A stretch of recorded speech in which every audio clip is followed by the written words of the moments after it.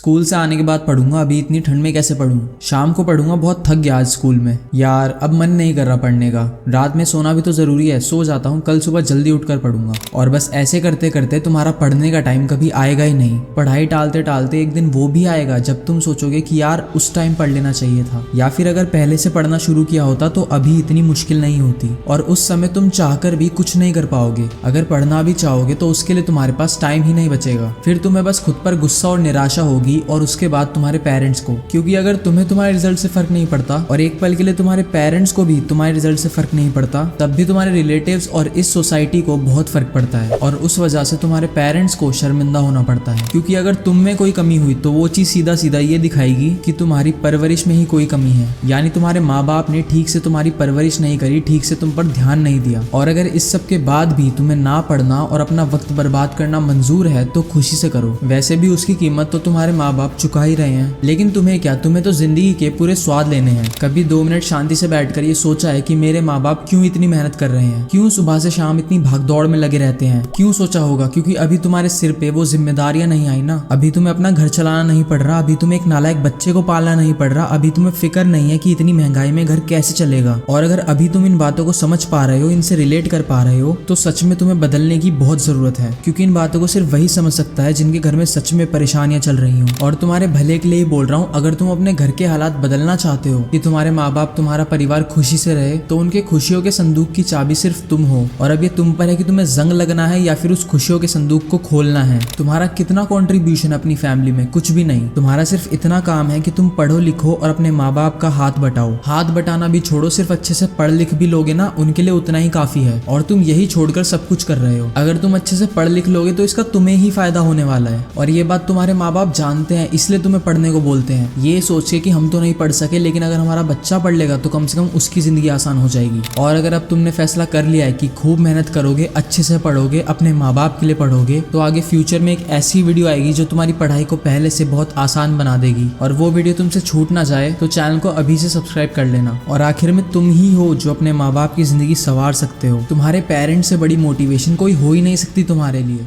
Keep working hard and be a winner.